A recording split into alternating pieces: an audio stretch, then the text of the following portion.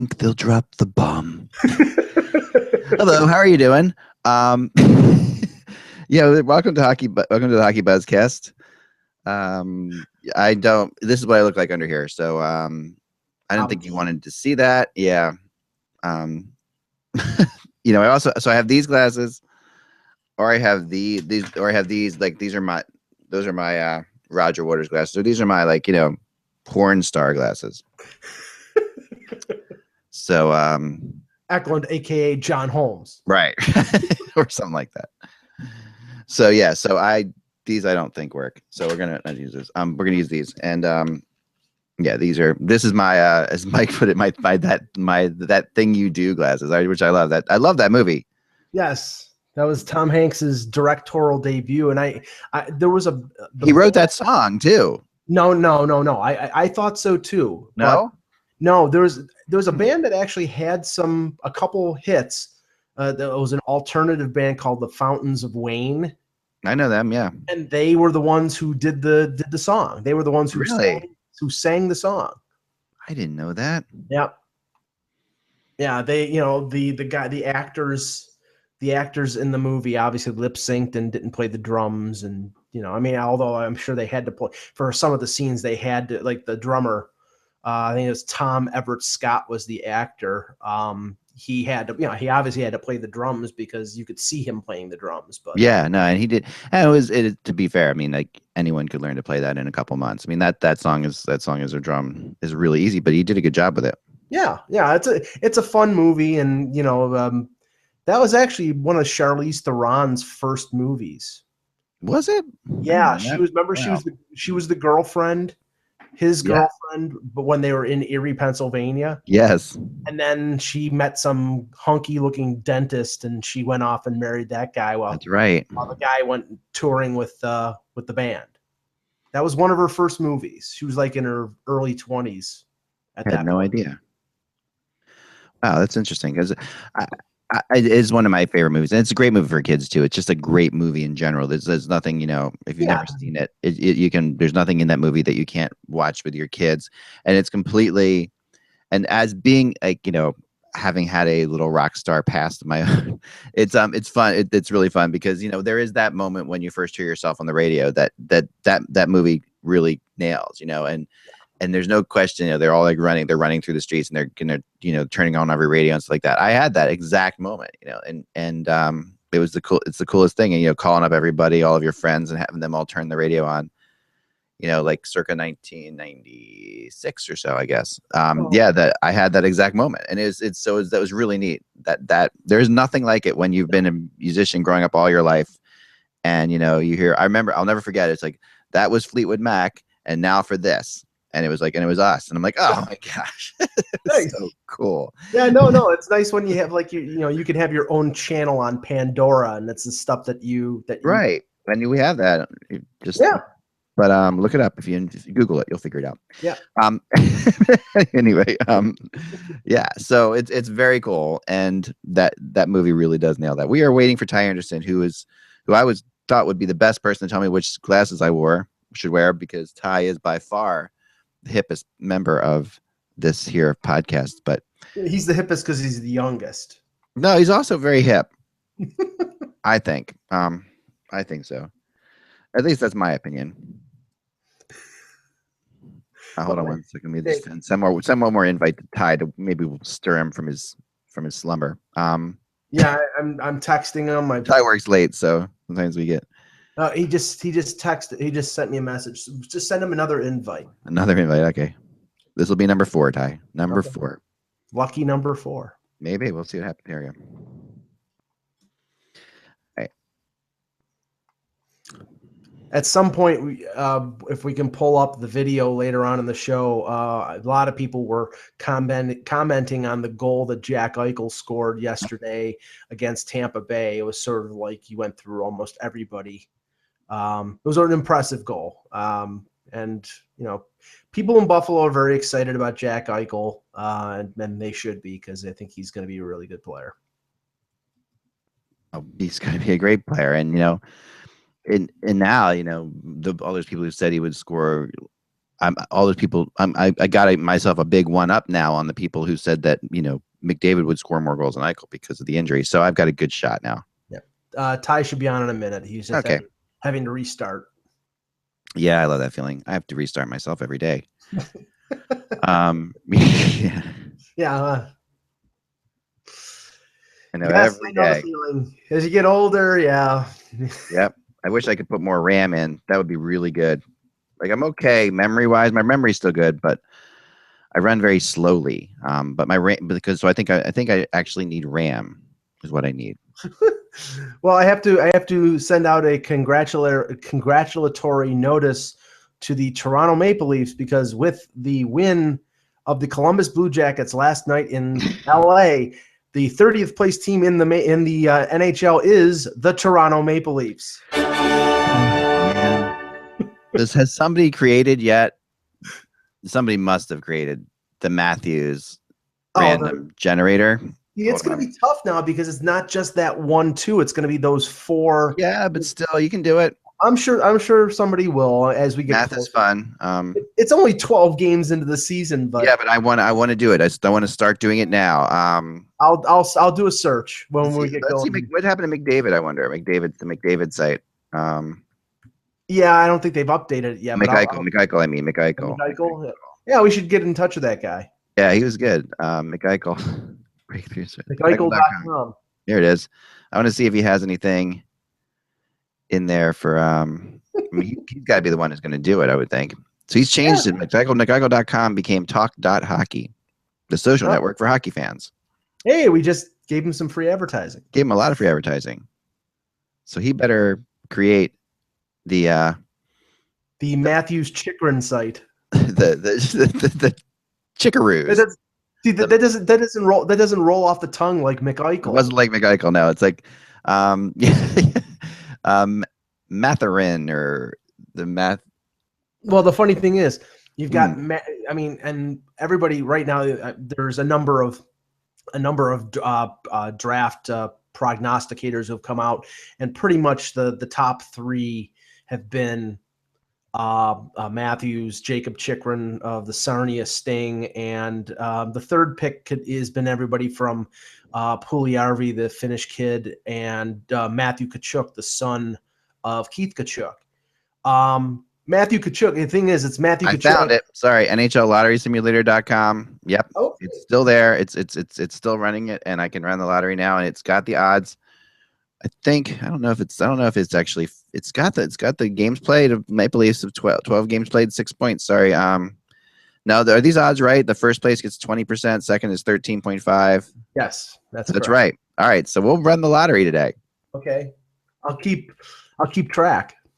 Yeah, and it gives you the first 3 now. That's cool. I just ran it, so I will show the results at the end of the show. So that's a teaser for everybody. That's great. So hey, we're gonna be doing this for the next 8 months, people. We're gonna have a really big sampling of this, and I'm the one who gets to keep track on a spreadsheet. That's right. That's right. So the first one is shocking. I'll just tell you that we're not going to get into it yet, but the winner is a shocker. Well, I we'll go with yours because you clicked first, but I just clicked run the lottery, and the second pick in the draft was the Chicago Blackhawks. That would be just evil. So Jacob Chikrin, come on down. Yeah, it's so funny because Jeff Chikrin, his dad, obviously is somebody I grew up watching play in Philadelphia, and just not like I would never in a million years think it's a lot like Max Domi. Like you don't think that this is going to be the big name like someday like Chikrin. Like he was such a nondescript. He sort of melded into Chris Therien in my head. Like they're both the same number. They're both the same size. They're both defenders. They both played a similar game. And in the back of my memory, it really, I think a lot of Flyers fans probably feel this way, that it molds from Jeff Chikrin to Chris Therien, and then that sort of vanishes away. I mean, I'm not trying to insult Jeff Chikrin, but he had 3 goals in 62 career games. Right. Well, no, he was a defensive defenseman, Jeff Chikrin. Let's not. I mean, and he was. But 245 penalty minutes, 248 penalty minutes. the 2 years with Philadelphia, he had over 500 penalty minutes. So, Well, he was a tough we know guy. what his. Hey, there's Ty. There you go. Ty. Hey, what's up? Sorry about that. That's all right. Doesn't matter. We're all good. I'm wearing my glasses because I did this, Ty. Look at that. Nice. Wow. What happened there? He's copycatting you, Ty. You had the eye problem. Now Eck does. Yeah, I was being chased by a jaguar, and I scurried down the street, and no, actually, I injured myself cutting a lock off of our gate with big lock cutters, and as I cut it, I'm like cutting it like this, like an idiot, because I'm pulling down really hard to get these lock cutters to cut it, and then as it cuts through the lock, they go really fast, and then bam, hit myself right in the eye. Great day. You look a blues brother right now, though. So. I know. I got this look going. I was gonna show I had my other glasses to show you because I thought you being the hipster of the group would naturally tell me. But yeah, this is the other ones are really just are basically porn star glasses. They aren't worth wearing. I'm a person who has to wear sunglasses all the time because I'm really sensitive to sunlight when I go outside, and yet I couldn't find a single pair of sunglasses ever. This is just my life. So I probably bought 50 of them, and there's none around here. So this is I'm going with these. It's all right. Look all good. right, cool. Thanks. Let's we also found something, Ty, that you'll be happy to know. We're going to start the NHL Draft Lottery Simulator today. We want to be officially the first and earliest to do that. Wow. So congrats to the Columbus Blue Jackets on winning the first overall pick for the next month and a half. No. Columbus is pulled into 29th. They're ascending. Yes, they are playing better. The Maple Leafs are in last place now officially. They have set up residence. Yep, they are. They've found their place. It's the race to the bottom. Oh God. All right, so let's get going, and we will we'll have some fun with this. I got some good stuff today. We're gonna try and find Eichel's goal. I will find it. Okay. Oh, here I got it. I found it. Cool. Now we'll talk about it as well. All right, here we go. It's the 7th? 6th. 6th. Friday the 6th. Hello, Hockey World. It's Friday, November 6th, 2015. I'm Michael Iginla. And I'm Ty Anderson. And I am Eklund, and you're watching the HockeyBuzzCast on HockeyBuzz.com. This is the podcast that comes to you every Monday through Friday at 1 p.m. Eastern Time, and I really feel ultra cool today because of my glasses and my new microphone. I just feel like who's that guy from Toronto who does the show? Bob McCowan. I've got a little of the Bob McCowan thing going on here, don't you think? Yeah, I was gonna say. If I put these on, I'd be all set. I'd be like, okay. Well, it's sort of half Bob McCowan, half Howard Stern because he always wears the glasses. Well, I don't know what to say to that. Yeah. Robin. Hey, Robin. Go, Elise. Go. Okay, there you go. Yeah, I'm not going to go to the Bob McCown, but I do have a little of that going on. This is really just because of this, my lovely eye, and I've got a big family thing this weekend where I'm going to get my photo taken 1,000 times with everybody. That's good. Bring the glasses. Yeah, I might bring the glasses, or my wife said she should just paint like the opposite line coming down this way, so I would look like a superhero of some kind. So maybe I might go for the the Hawkeye type look, and just be like completely. Go like that. So I'd go with the glasses. Yes, exactly. I wanted to start today's show with something that everybody knows I'm a video game freak. There's this thing on the internet that is hilarious. Okay, did you ever play Blades of Steel, Ty? Was that one of your games you ever play it? I remember it a little bit. Yeah. All right. Well, Blades of Steel was a really vintage. It was an arcade game, and it was famously known for, Mike, do you remember this one? Vaguely. Like, it was famously known for "get the pass," which is what the guy said on the screen when you played it. Get the pass, get the pass. And there was a big, really funny at the end of Blades of Steel, because this was like a really early Hun video game, so the graphics weren't so great. It wasn't like what we look at today. So where the players would be like all goofy and pixelated. But there was a celebration when a team won, and this team last night, and I don't know where this is from. It actually was uploaded on the December 30th, 2010. So it's been out there for a while. I think it might be someone says it's the Kamloops Blazers. Decided when they won the game to recreate the Blades of Steel celebration. Oh my gosh, this is awesome. So here we go. All right, I'm going to bring it up here. It's right here. And so here we go. The Kamloops Blazers recreating the Blades of Steel celebration. So this is like nothing, but here they come out. This is what they look like, but they came out with their sticks above their heads.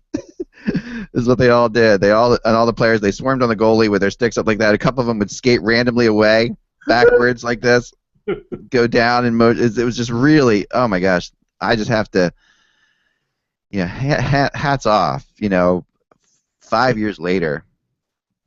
I'm surprised that hasn't gone viral a long time before then. Jeez. Oh, I know, completely, absolutely. That was awesome, and I really just, I really do want to find the end of Blades of Steel to show you guys, but that is exactly what it was, and oh my gosh, really, really fun stuff. So last night in the battle of teams that can't get out of their own way, the Calgary Flames managed to win in overtime against the Flyers, 2-1. Watching this game, makes you wonder if you'll ever get those 2 hours of your life back. Really, it was really a rough game, I have to say.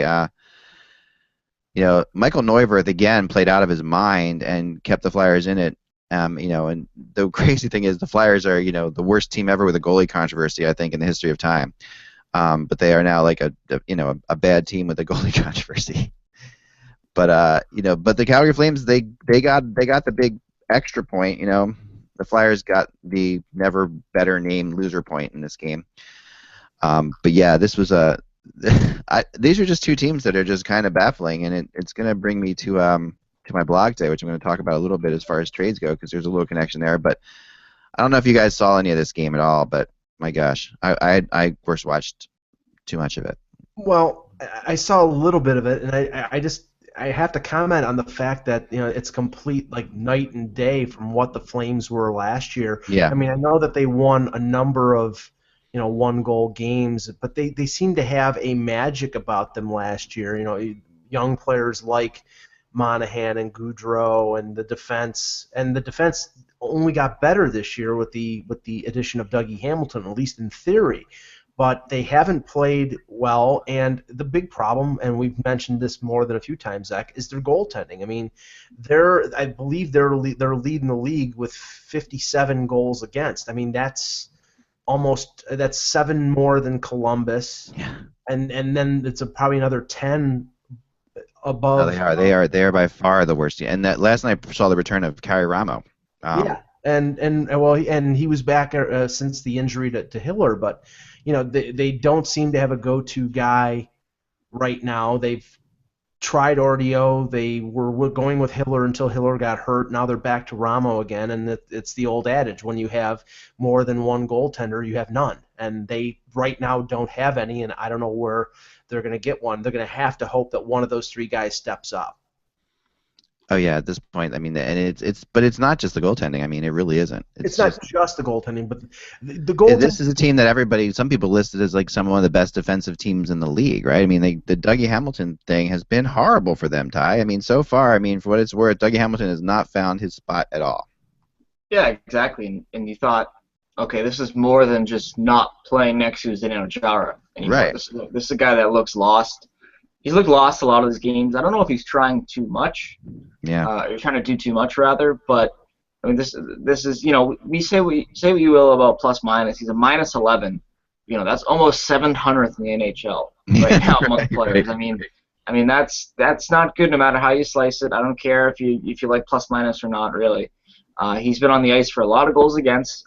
His defensive play has been subpar, and it's really sort of confounding because you look at what they did, when they made that trade. They subbed out, he subbed out personally, playing next to Zdeno Chara to starting off the year with Mark Giordano. I mean, if anything, you thought that Giordano would be more of a player that aligns with Dougie Hamilton's skill set and would actually bring him way more success than Chara did. But that hasn't been the case, and I mean, the return is always going to be the question mark for the Boston Bruins when it comes to that trade. But right now, they're not missing Dougie Hamilton as much as people would, including myself, thought they would when the season started.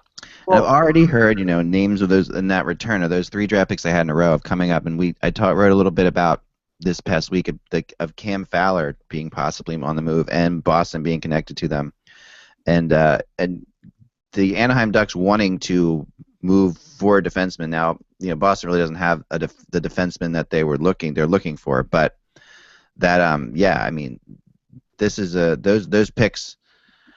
For some reason, I just have a feeling that those picks are going to be used in another way. Like one of those three picks is going to go someplace. Like it feels as if you've got Dustin Byfuglien out there. He's going to get moved at some point. It really looks now like he's going to not finish the year in Winnipeg. And Cam Fowler, who they want, who's a good defender, but they just want to make a trade for the trade's sake.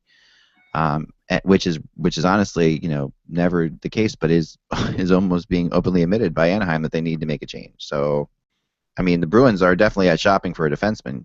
Ty, there's no question about it. Yeah. And we'll see what goes. We'll see where this goes. Go ahead, Mike. Sorry. No problem. There's a number of teams out there looking for a defenseman right now. I mean, that's the thing. But like we were saying yesterday, it's like right now it's too early for those teams who have rental players to be trading rental players unless some team is going to step up and offer what they would offer closer to the deadline. I know that in my column yesterday I talked about Roman Polak, who's a UFA with the Leafs, and he's not a great defenseman. He's an okay bottom pairing guy, but he's somebody who, for a team like Columbus or a team like Los Angeles or other teams out like Buffalo maybe, that he would be a good fit and it would help them solidify their blue line. But unless somebody's going to give Toronto a second round pick now, which I don't think they will, they might at the deadline. They're not going to move Roman Polak. They're going to move him when the value is the highest. And right now that's the problem with these teams that need a defenseman. They're not willing to pay what they're going to probably have to pay later on. For sure. No, there's no question. I mean, I think we are seeing some teams though that are getting a little bit desperate. We're getting towards the Thanksgiving, in the dreaded American Thanksgiving, which is the time to panic, and apparently in the NHL.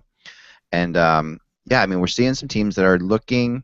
We're starting to get a gist of the teams that are okay with their team not being so great, and the teams that aren't okay with their teams. Like Columbus obviously made a change because they're not okay with their team being a bad team, right? And they're gonna get better, but and they have gotten better, and they're playing a lot better. But Colorado, I'm starting to wonder, like, is Colorado okay with their team not being so great this year? Because they're starting to play like that, and they're not really giving any indication that they're going to make a move. And the name that comes up today, but before I do this, someone sent me this analysis, really funny, in the video game mantra, that last night Craig Anderson's save in the shootout, which was really impressive, they said was right out of NHL 94, which I know is one of Ty's favorites.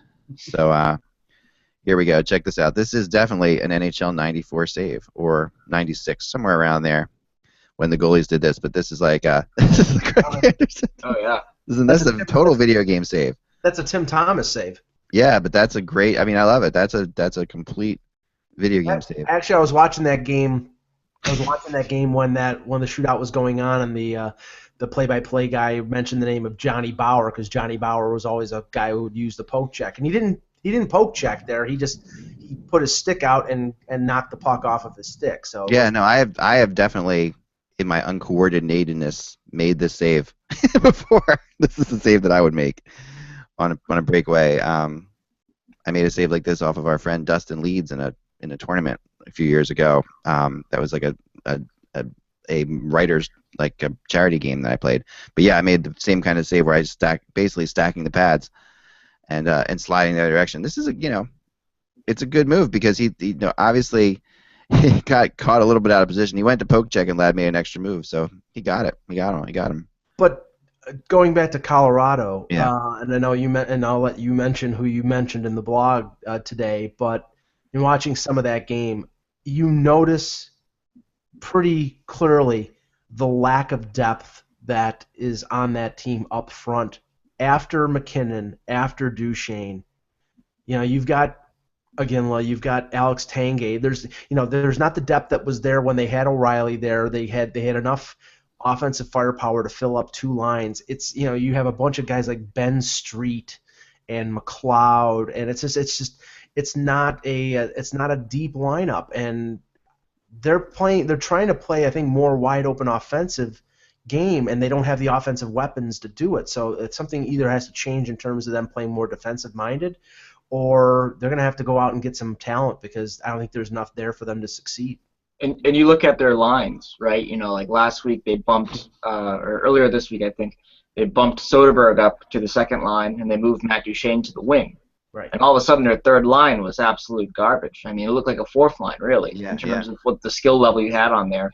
Yeah. I know they like Blake Como. I know they like what he did last year, but he did that last year playing next to Evgeny Malkin. They don't have a Malkin that they can put Como with and get the offensive production that he had from a year ago.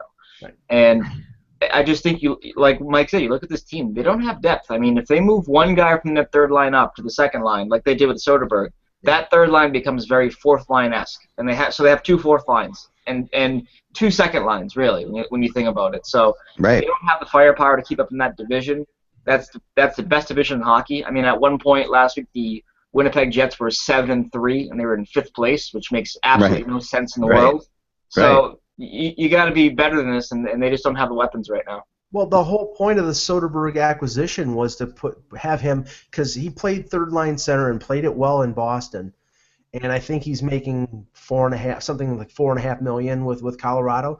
He's slotted in there to be number 3 behind Duchene and behind McKinnon. And if you're moving up into the second line, I don't think he's good enough offensively, and I think you hurt yourself in terms of him not being in a checking role, but trying to be in an offensive role. That just doesn't work. So something has got to change there, and Joe Sakic is probably going to have to go out and start shaking things up because that team is nowhere close to being good enough.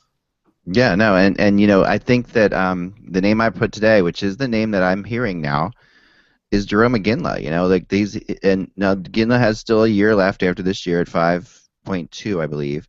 Yeah. And yet Iginla once again is actually, for him, he's not usually a great starter. He's off to a pretty good start.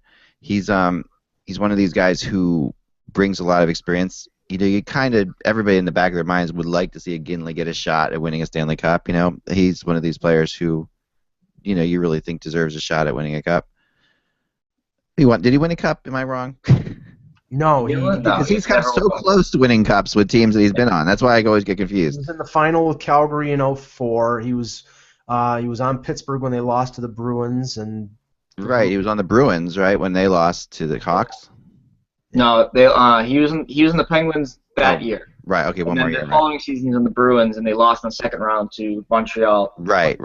He was really limited towards the end with he had an ankle sprain there. That was pretty bad. But honestly, like I was talking about this with somebody a few days ago, is that Iginla's career has sort of been unfairly, you know, written by his bad decisions, and they're not bad decisions at the time. They look like good decisions, but they turn out to be bad. You know, in Colorado, Calgary, he had such loyalty to that organization for so long when they didn't give him the weapons that they needed to win, but he was loyal to them. He wanted to be there. And then he decides, all right, I'm going to leave now, and he picks Pittsburgh over Boston, which again seems like the right call at the time. But you know, sure enough, Boston goes on and they go to the Stanley Cup final and they eliminate Pittsburgh on the way. And then the following season, he goes, all right, I'm going to go to Boston, and then they fall short there.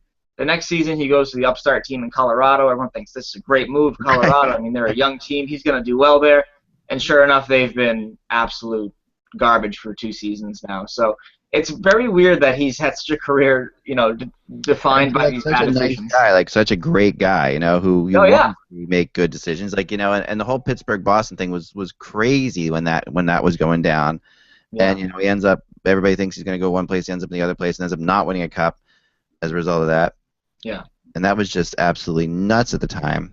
Well, that was the weirdest thing, because of the Iginla trade. I remember I went to bed. I wrote the story, the Bruins acquire Iginla, and I went to bed, and I woke up the next morning, and I said, wait a minute, what? Like, I had no idea. I went to bed, and I missed everything that happened. But it was completely reported that they had done that, and there were players on the Bruins who thought that had happened. There were people who were, you know, and I remember that night very specifically because it was one of these crazy nights where I was in Florida on our vacation down there with our family, and the whole thing's going on, and it's going back and forth, and I'm leaving on a plane at like 5 in the morning, so it was one of those nights I was like, oh, I'd like to go to bed early because I got to get up really early, but I was stayed up all night following that thing, and it was insane, and it ended up being the worst decision he could have made, and at the time, and if he goes to Boston, he's successful. It's just really, yeah. It was one of those things. He obviously wanted to play with Crosby, and at the end of the day, he made that decision. But it didn't really work out at all. But I'd like to. I think that now, though, perhaps he's got one more shot in him. One more shot to do it. Yeah, right. But the question is, from the point of view of the Avalanche, is how much you can expect to get back for an Iginla with an extra year at 5.3. Oh yeah, no, it's not going to be much. It's not going to be like this is going to be the massive Iginla trade that we've all wanted to see. That they would want to see. But this is going to be a trade that they have. I mean, one of the least talked about things is the fact that Nathan MacKinnon isn't signed after this year. Like Nathan MacKinnon is an RFA, so he's not going anywhere. But he is still an RFA, and they have to sign Nathan MacKinnon after this season. Right. So Iginla and I'd definitely put Tanguay as two guys that are gone at the trade deadline. Both of those guys, are probably gone. As long as Colorado is still in this, muck that they're in now, there's no reason to not move those guys along. And well, you look at Iginla's career. I mean, one of the reasons he went to Colorado is that he's sort of a Western Conference guy by nature. He likes being on the West. That's where his family is. Yeah. So I can't envision him coming back to the East. So then it becomes a matter of, okay, who do the Avalanche trade him to, and are they afraid to trade him in the division, which they shouldn't be if they're out of it. But well, the Kings have always wanted Iginla. Exactly. This is the team that you keep thinking of, but the Kings, next year they really have issues because they've got to sign players. So that one extra year kind of kills the Kings with Iginla. Yeah. Although the thing is, if it's the question of whether Colorado is willing to eat salary to get something back. I mean, if they would retain a certain amount of salary, maybe there's a possibility that would work. Another team that might be interested in Iginla is the team that actually drafted him, the Dallas Stars.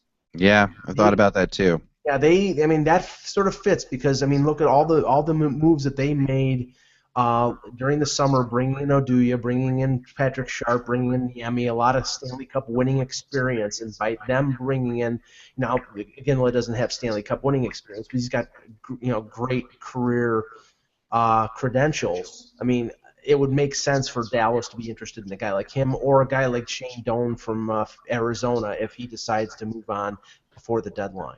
Yeah, I mean, I've heard Montreal is a place he's always wanted to play. So it is coming to the East, like you said, but that is a team that, if you want a shot at the Stanley Cup, Iginla goes there, and it makes some sense. I mean, he's going to have his shot. He's going to have a legitimate shot at the Cup. So that the Islanders are another team that wants him. I don't think that's a team that necessarily where he's going to end up going, but that's a team. Now we're getting the echo. Now here's something I wanted to ask you because we figured this out the other day. What browser do you use with this? I use Chrome. Chrome for everything.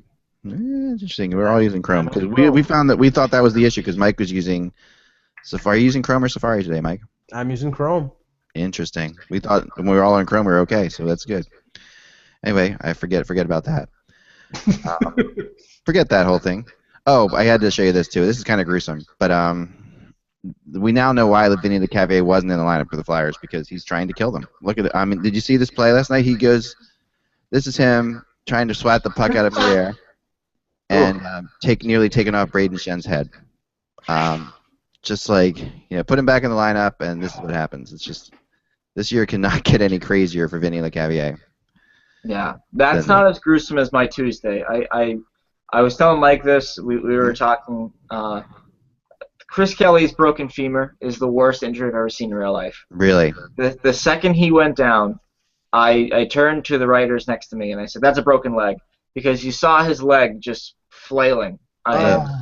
It looked awful, and he knew that he was in pain right away. Both benches were screaming at the referees to pull the play dead because they knew that something was very, very wrong with Chris Kelly. And this is a player that he has friends on both benches. Right. Bruins obviously, and the Stars had Jason Spezza and Tyler Seguin on the bench, and they know Kelly from their time together with him in Ottawa and Boston. And right. After the game, they talked about Spezza said to see Chris Kelly of all players laying there screaming in pain. That's when you know something is wrong because he's such a tough guy. He's such a tough competitor. He tries to play through anything, and I will honestly say that was the worst injury I've ever seen in a live sporting event, aside from maybe Bergeron getting pummeled into the boards back in 2007. Right. But you saw right away, you heard Kelly scream, and you saw the leg right away, and you knew it was just bad. Ty, the funny thing is that was the same night as the McDavid injury, and there was plenty of video on Twitter, links to video of McDavid's injury. I didn't see one video link of Kelly, and the thing is, I think it was because it was so gruesome. Because unless the cameras just didn't catch it, because not that I'm somebody who wants to see that, but when you told me that later that night, I'm like, okay, I sort of have to see this just to see how bad it is, and I couldn't find it anywhere. Yeah. So it was bad.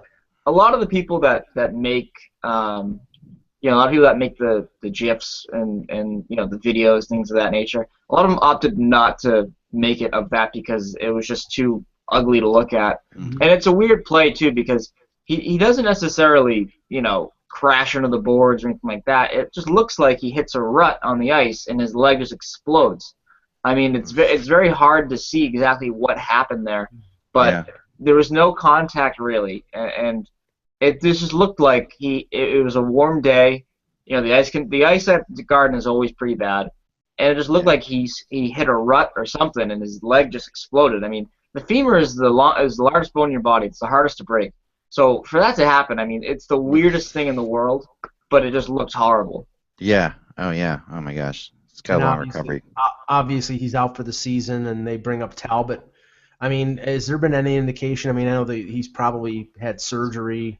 Is there any indication whether this is career-threatening? Not yet. I mean, knowing Chris, though, I don't think he'll let it be. I think he'll do his absolute best to try to come back, and I think that at the same time, it wouldn't surprise me if the Boston Bruins offered him a contract this summer or a tryout just to see what's left in the tank there. Because honestly, like, people harp on Chris Kelly because of a $3 million cap hit and he plays in the fourth line and all this stuff. But honestly, it's tougher to find a player that's more well respected and more liked in that locker room than Chris Kelly. He is a complete leader with the tone setting, with his vocal presence. I mean, this is a player that Claude Julien loves. His teammates love him. He'll go through a wall for this team, and that's not lost in the front office, I don't think. So, if he does want to come back, which I think he will, I do think the Bruins will be there with open arms, welcoming him back, either with a contract or a tryout. Just, if there were a contract, it would obviously be a 1-year, very low money sort of thing where they want to see if he can still play the game, of course.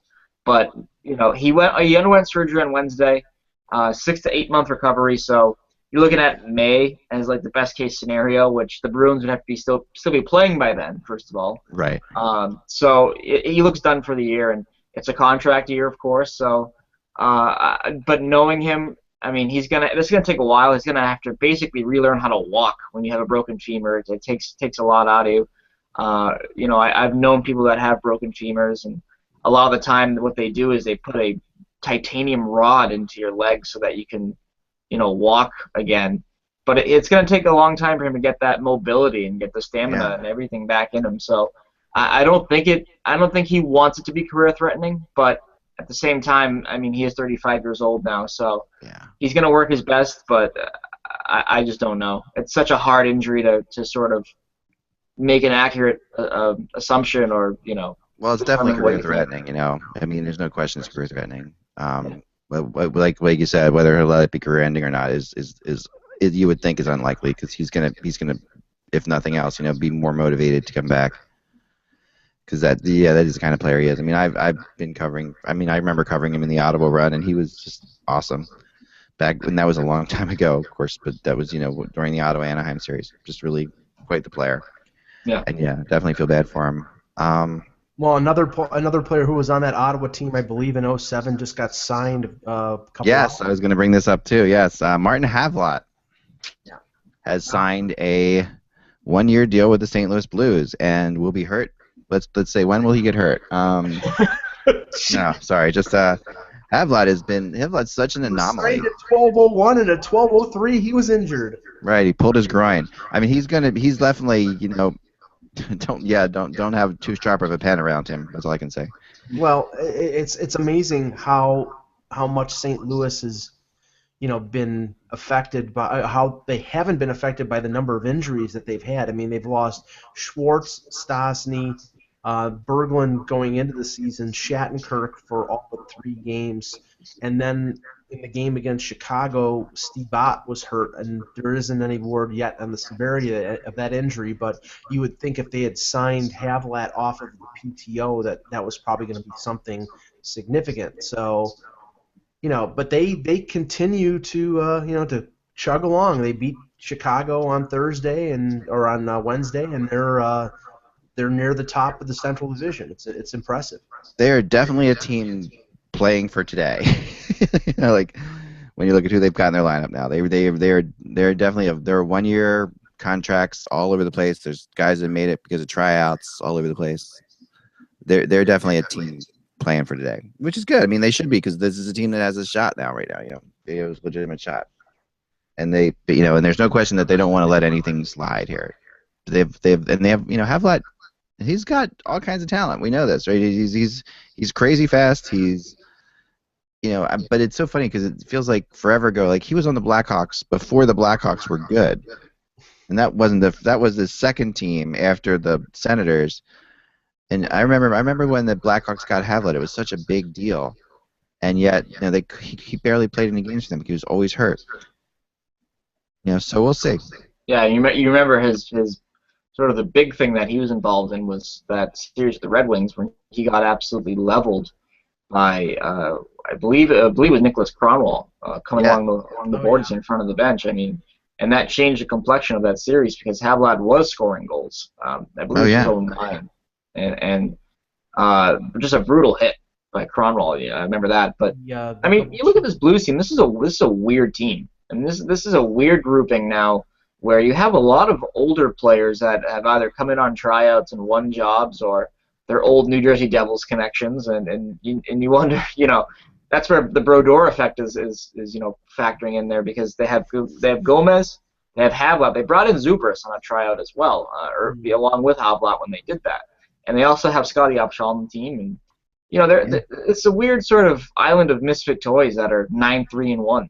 It's very bizarre, but it's working. They're going for it, I mean, this is obviously Hitchcock and Armstrong are saying, we're just gonna bring in. Hitch loves experienced players, and Hitch is just surrounding himself with experienced players right now. That's what's going on. He's bringing in all. Yet the biggest surprise of them all is I think he's a 21-year-old rookie defenseman in Colton Parayko, who they called up because Shattenkirk was hurt, and I think he's one of their leading scorers. And he's monstrous. He's 6'5", but he's more of an offensive type of guy, and he's filled in admirably. They really haven't missed Shattenkirk, so it's strange how they bring up a couple young defensemen, which normally an NHL team, especially with a veteran coach like Hitchcock, they don't play young blue liners. They more often than not will play young guys at forward when they have to.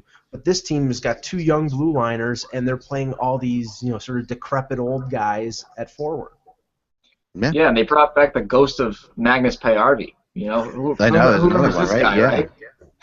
They really are. They really are misfit toying it. No question about it.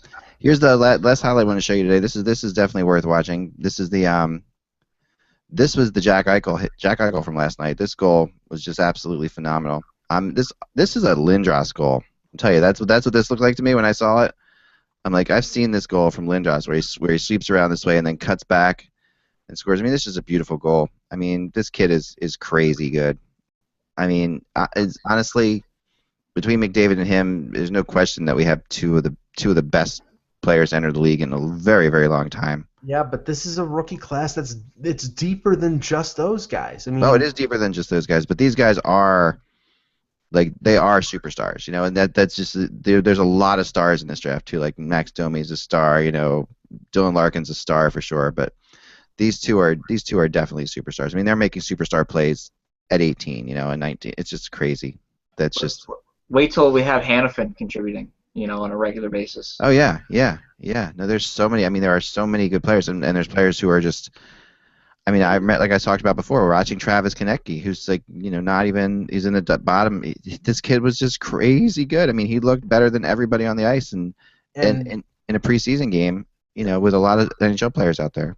Yeah, and I know that some people We're saying that, and not, I don't think anybody's seriously thinking that Dylan Strome and Mitch Marner are failures because they didn't make the NHL while Hannafin and McDavid and Eichel did. But Strome and Marner are doing very well back in the OHL. They're going to be part of Team Canada's team for the World Juniors coming up in December and January. And maybe a year or two down the road, they're going to be, I don't know if they're going to be as good as McDavid or Eichel, but they could be very successful impact players for their respective teams. For sure. So my question. Hold on 1 second. Yeah. If Mike knows this because he's in Buffalo. Why does the Sabres announcer pronounce it Yeichel? Why does he do that? I never caught that. I'll have to listen to it. Okay. So a Twitter friend, Pete Blackburn, who's very popular with the GIFs and everything like that.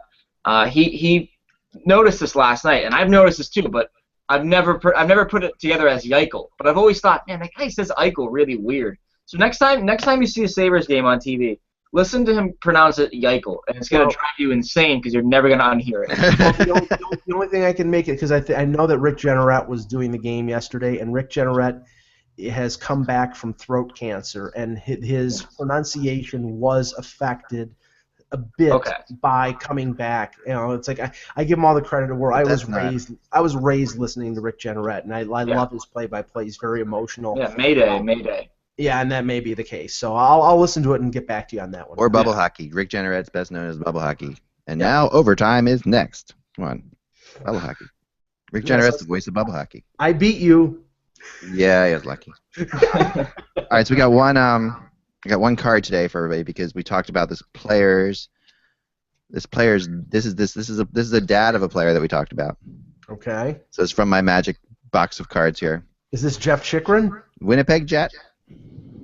Okay. I'm going to do it really far away so you can't really see it, but Winnipeg Jet. Okay. And but not known as a Winnipeg Jet. Actually, I would not have even been able to tell you he played for the Winnipeg Jets. But this is a Winnipeg Jet card of his. Okay. And one of his sons was mentioned on today's show. Is it Jeff Chikrin? No. His sons. Not at all. He is best known for probably not having a neck. Like he literally, I don't think he had a neck. Oh, Ty Domi. Absolutely, Ty Domi. Ty Anderson got that one right.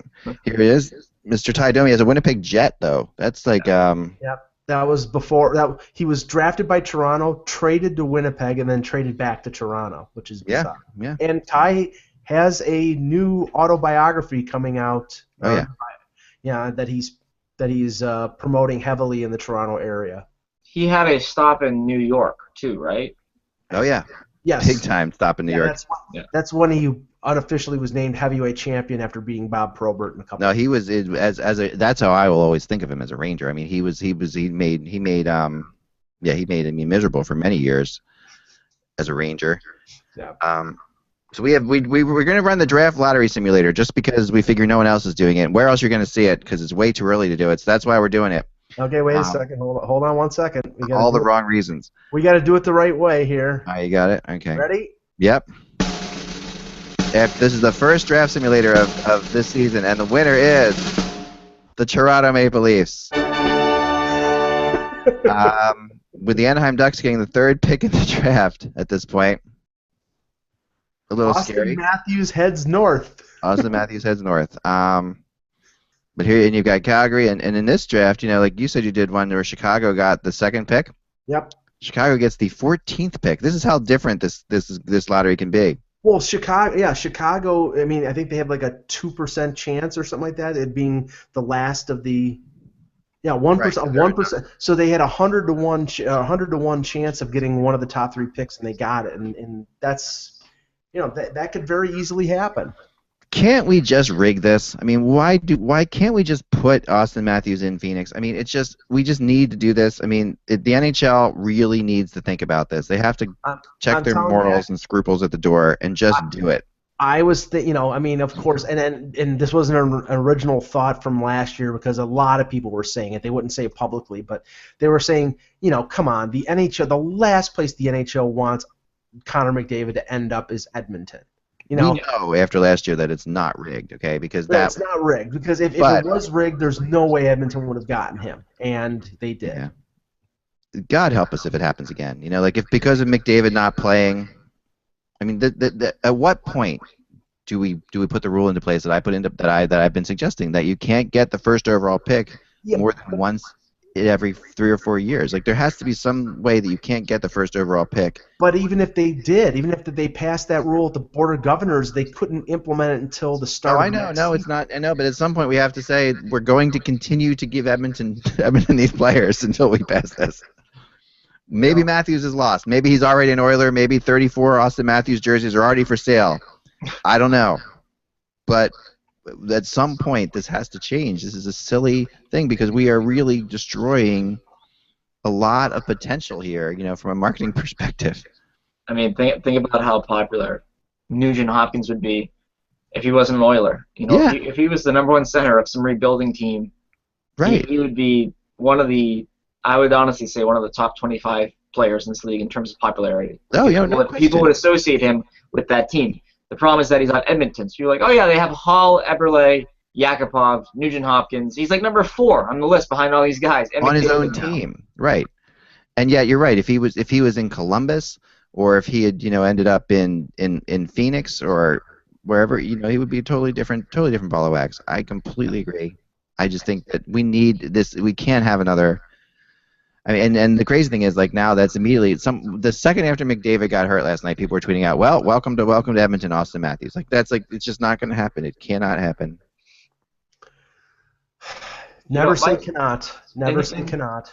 You know, here's my question to you guys. We look at this draft, right? We look at this simulator. Yeah. We see Detroit, and we see Chicago, and Chicago's a different case, obviously. But when you look at a team like Detroit, or any of these teams that finish between 10th and 15th, do you think it's better for these teams that, you know, they're trying to win? Right. Is this good to be between the 10 and the 20s? You know, the 5 that aren't mentioned there that are wild card-esque teams.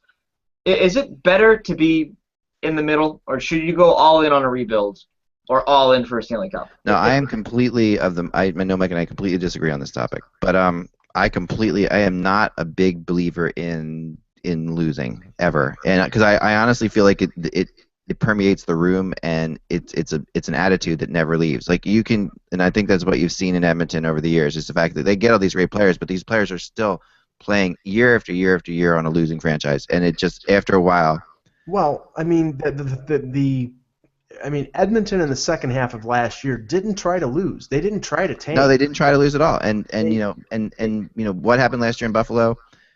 You can say, okay, fine, they got their player and all that stuff, but at the same time, I'm not a believer. Like I don't think that it benefits the Maple Leafs to get to play the way they're playing right now. And and this is a fight we have all the time, so we're not going to get into it. But I'm just going to say that, you know, the situation was a one-time situation in Buffalo last year because you had the 2 superstars, potential superstars in McDavid and Eichel, and if they finished in 30th, they were guaranteed to get one of the 2. With the rules the way they are right now, you know, the Leafs have a 20% chance of getting Austin Matthews if they finish dead last, and they could finish as far down as 4th. So the payoff isn't as much. That with the Leafs right now, the thing is, they're not really trying to tank. They're just bad. And the thing is, what they did was they didn't go out and try to improve. They kept the majority of their players from last year who they couldn't move.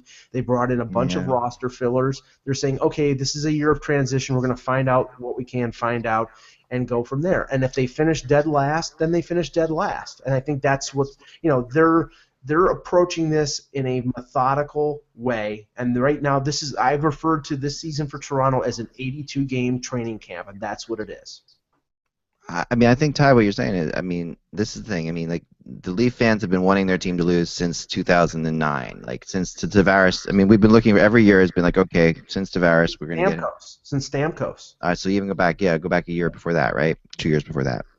I think that's a decade of them hoping for a better draft pick. You know, like that's not why we root for teams, is to get a better draft pick. It's like because draft pick can end up getting hurt. That draft pick can end up being a flop. especially if you get past the first 3 or 4. So when you get to there, like, does it benefit Detroit? No. I mean, like, this is why Columbus made the decision last year to not be in the lottery. They went for it, and I think at the end of the day, people are saying, oh well, this year look what's happened, and they've fallen apart. No, it doesn't really have anything to do with it. They have to build a winning culture at some point. The problem is that short of Peter Chiarelli trading Tyler Seguin for Louis Eriksson and Riley Smith, no manager out there is going to trade a potential franchise player that's under the age of 25 when they can hold on to him for a reasonable amount. Yeah, but with the draft now, with the amount of incredible talent coming up at this, like, I fully believe that drafts are 2 rounds deep nowadays. I don't think it's any more. I think you can get a great player in the second round. Like I talked about Konecki, the 25th pick or whatever. Right. He's as good as a top 5 pick in other years. Back ways. I mean, you're talking about play. There's so much. You really don't have. It doesn't matter where you finish. You just have to draft well. I mean, obviously, the top players, are going to be the top players. And if you get the first pick, that's great. But there was a person who wrote a long time ago, and I really like this concept of that your draft order should be determined by the points you get after you're eliminated from the playoffs. And that I really always like this concept that like if you're eliminated from the playoffs, then the team with the most points after they're eliminated from the playoffs gets the first pick in the draft. I love that because that. The problem is that you're penalizing the teams that are truly bad who are not attempting to lose on purpose. But they deserve to be penalized. If they're truly bad, they've brought that on themselves. I mean, that you don't have to. Injuries. It could be injuries. It could be circumstance. I don't think so. I mean, I think that if you're a good enough franchise, should be able to draft themselves out of being in the bottom 5 of the league. I mean, I asked because the Boston Bruins are one of those teams that are in the middle right now, where if they do contend this season, it's going to be for a wild card spot. And I've talked to people that say it's not worth it. You should go all in or you should be all out. It's one or the other. And I don't agree with that just because I looked at the LA Kings, the times that they made it to the Stanley Cup and they won the Stanley Cup. They were an 8 seed. I mean, they were an 8 or a 7, I believe. I believe the best they were was 6. When they won their first cup, yep. Yeah, they were an 8 seed when they won the first one. They lost 4 games in the entire road to the finals. And I think the NHL is different. It's not like the NBA where if you are an 8 seed, you're going to get trounced by a 70-12 team in the first round. It's the NHL. If you have good goaltending, I think you have a puncher's chance, and that's all you really want at the end of the day, I feel. And so I look at this draft simulator, and I see Chicago at 14, and I go, would Chicago want to be 14th overall, or would they want to be the 8th seed and have a chance to knock off St. Louis? And that's how you look at that. If you're certain team, every team is different, but I always feel that if you're one of these teams in the middle between 10 and 20, you almost rather be 16 versus 13 and just have a chance in the playoffs. Yeah. It always happens. I mean, Carolina went to the Carolina-Edmonton Stanley Cup final. It was the first Stanley Cup final I covered, and that was a 7th seed, I think, in one conference, and a 7th or 6th or 8th in the other conference. It was crazy. I mean, and then the Flyers they made the playoffs on the last game of the season again in a shootout against the New York Rangers, and went to Game 6 against the Blackhawks. As an 8th seed. I mean, you're right. Just get any team that makes the NHL playoffs because it is so freaking competitive, and there are so many good teams. Any team that makes the NHL playoffs can win the NHL Cup. I mean, it's just at the end of the day, that's how I do believe that firmly. And the Hawks are especially a team like the Hawks that have so much playoff experience, and no one's going to want to play them. We've talked about before, like no one wanted to play the Kings last year if they snuck in. No one wants to play the Hawks, no matter where they finish. It doesn't matter. If the Hawks sneak into the playoffs, this is going to be like 2011 when they won the Cup in 2010. They got in as the 8th seed, I believe, in the West. They played Vancouver in the first round, and it took to Game 7 in overtime. I think it was Alex Burrows scored the. Oh yeah, I remember this game very well. Yeah. To eliminate them. So I mean, yes, I mean for teams like Chicago who have that core group that has won 3 Stanley Cups and has a quality team.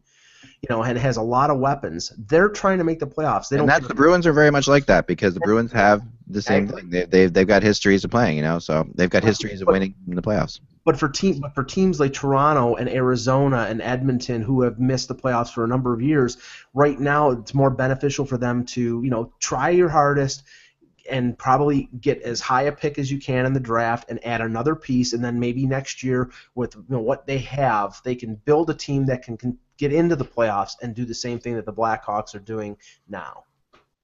Yeah, I'd buy that. I don't think I don't know. It's a debatable thing still. We have some great players right now, so it's hard to say that it didn't benefit the Buffalo Sabres to be bad last year, because it did. It did. No question about it. But at the same time, the way it's set up now, I like it better, because last year we knew that the Sabres could suck and they would at least get Eichel. That was the whole thing. They were going to get McDavid or they were going to get Eichel. Now it's set up so that it's not a guarantee No. that you get a top 4 pick. So I mean, I think you can fall to 4th, right? So that's basically how it works. So right, you'll still get a good pick, but tanking like Buffalo tanked and like Arizona tanked last year will not be as beneficial as it was. But it's incredibly risky. You've got a 20% chance of getting the first, second, or third pick, and for a team that's starving to add, franchise building blocks like Toronto is and like Arizona is, that is enough. True. Good point.